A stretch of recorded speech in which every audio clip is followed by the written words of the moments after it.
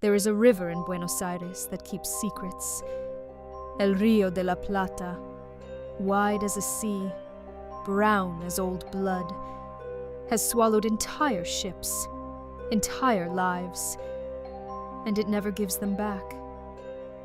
It is said that on a December evening, when the water lies still and the light dies out, the neighbors can see a girl in white, standing at the water's edge, sobbing, whispering the name of her beloved.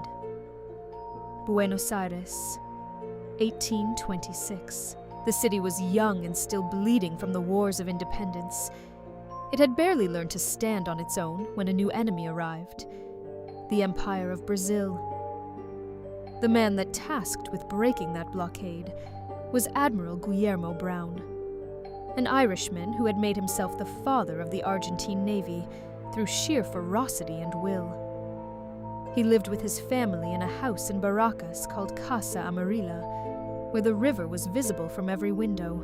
His daughter Elisa was 16 years old when a Scottish naval officer named Francisco Drummond crossed the threshold of her home.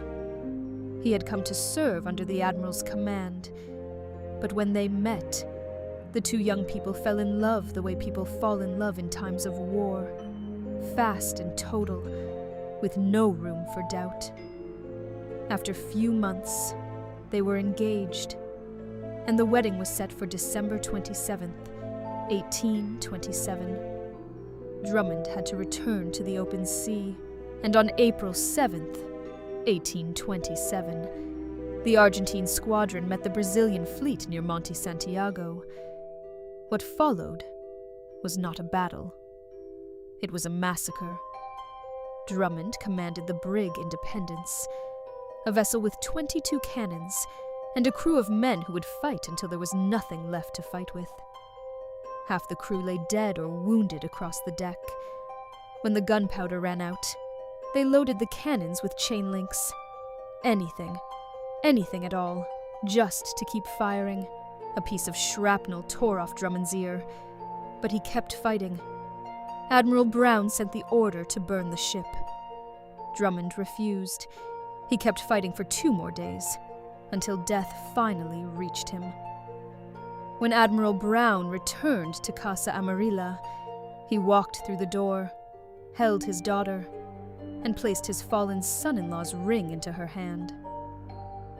Elisa was inconsolable. Day after day, through tears, the only thing she did was embroider her wedding dress. It was the only thing that made grief bearable.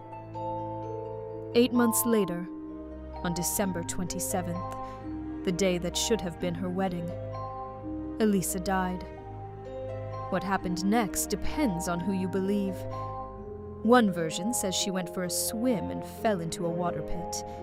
The other version is darker. It is said that she put on her wedding dress, knowing perfectly well there would be no wedding. She walked to the water's edge, looked straight ahead, and kept walking into the water. No one knows which version is true. Elisa Brown was buried in the Recoleta Cemetery, where today she rests alongside her father in an iron tomb gone green with time.